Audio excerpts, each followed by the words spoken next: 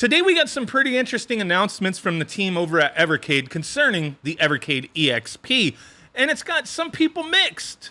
Some people don't know what to feel. Some people are kind of irked and annoyed.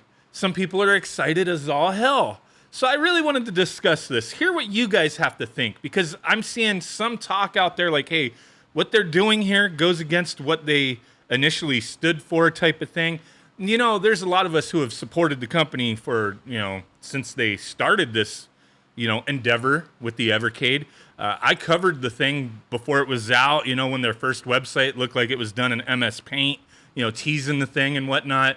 I've had some criticisms as well concerning the device, specifically the initial handheld and how things were done with that. And over time, they rectified, those issues that I personally had. With firmware updates and whatnot, and I've really enjoyed their products. They're a company that listens to the community. They interact with the community type of thing, and I think that's really good. But with this announcement, as you see, Capcom, the EXP collection, it's a little mixed. So let's go over this real quick. So yes, they just announced that when the Evercade EXP comes out and pre-orders are going live fairly soon, that you're going to be getting a bunch of games built into the system. Keywords, built in. There is no cartridge. And I think that's what is annoying some people out there, is that, hey, in order to get access to these games, I have to buy this system. What happened to producing cartridges and whatnot, right? It's a bonus, essentially, that we were not aware of. We didn't know it was going to be something this big. And I feel like getting Capcom on board is a huge deal. Sure, Capcom has done licensing in the past, not as crazily so as some companies, but they have put their games, some of their top tier, retro games on plug and play consoles, arcade machines, handheld, stuff like that in the past, right? And just not to the crazy extent as some others, but this is still pretty cool. It's a huge thing that could open doors, and some people don't understand that. But at the same time, those people who've supported the system from day one, if they have a Evercade handheld or the VS, they're kind of, left out of luck here unless they buy this specific machine, right? So let's go through this. It's time to insert your coin, save your girlfriend, Hadouken your way to victory, and defeat evil Dr. Wily in this collection of much-loved Capcom titles. So let's scroll down. You got that your vertical orientation for vertical games. Boom, hit that button, I guess, and you're playing vertical. That's cool.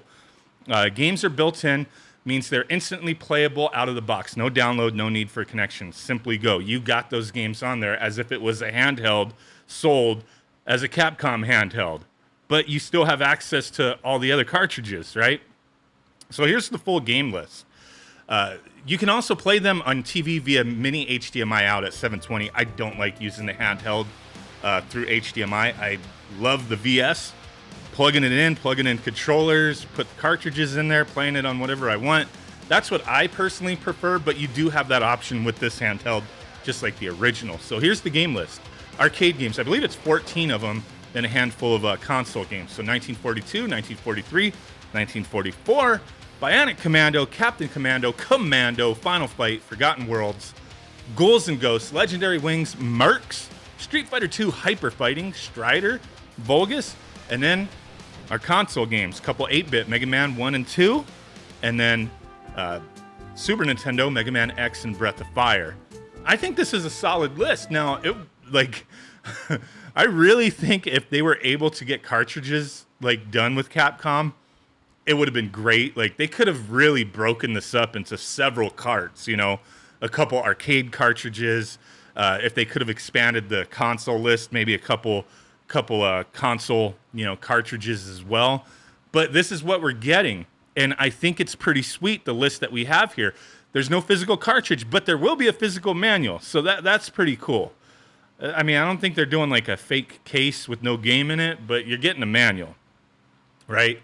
So pre-orders for the Evercade EXP start September 6th, and then it releases on the 24th. I believe the price was $150 or so, something like that. It's a little much, a little pricey. But with all the upgrades, some people are gonna, see it as a worthwhile upgrade from the first, Evercade handheld. And I think this is cool, but yeah, I mean, most people who've bought into this ecosystem of this, series of handhelds and consoles. I mean, it's one console, but you know what I'm saying. This whole series of products would have much preferred to have an actual cartridge to be able to use it between devices. But the unfortunate reality is that, when a company deals with another company to license their games, some companies just aren't having it. You've seen with Namco, their deal, and they do very specific things, handheld, console. It's all different, licensing agreements that they sign for, that they have contracts for.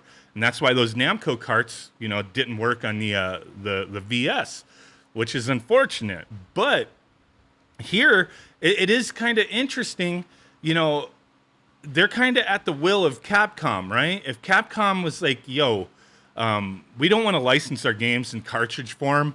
If you want to do digital, maybe we could work something out. At that point, I think some people think that maybe the team at Evercade Blaze and whatnot should have been, you know what, like this goes against, what we've been doing and what we've been putting out there.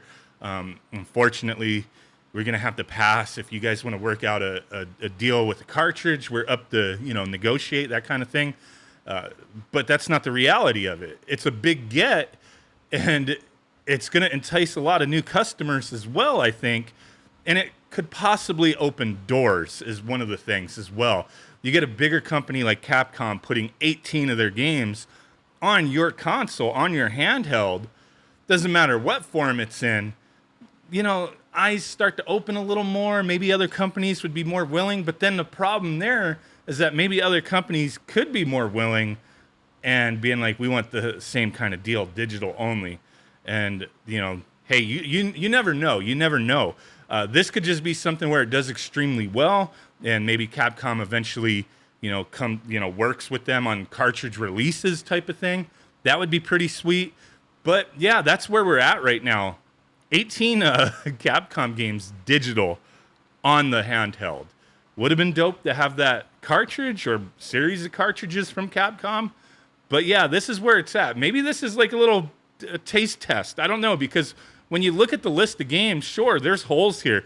There's other Street Fighter games we can get. There's other Mega Man games we could get. Other Breath of Fire games we could get. Maybe this is a stepping stone, a taste test for Capcom entering into the Evercade world. And it could possibly lead to expanded cartridge releases later on.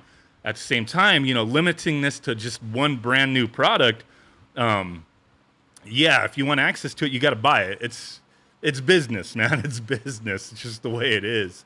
I want to know what you guys think. Interesting that they're doing it this way. I think it's pretty cool that we're going to get those games on the handheld if you buy the handheld. If you don't, and you have the previous handheld and the VS, kind of shit out of luck until possibly something changes. I think it would have been cool if it was like, hey, for the Evercade EXP launch, it's coming with these Capcom games. And if you have a VS, if you purchased one before, we're going to have a digital download for the games. That would have been cool, but it's all really like up to what Capcom's willing to do with Blaze and the Evercade team. It's not as simple as like, well, they should have done this. So I also think this may be a way that Capcom is trying to capitalize on some marketing, maybe limiting it to one console, not having a cartridge that can be played on others.